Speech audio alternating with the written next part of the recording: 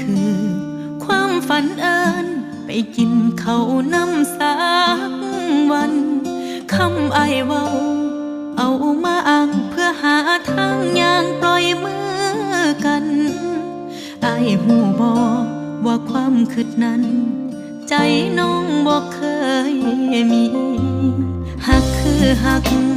สู้ซอยกันบอกเคยย่านสักนา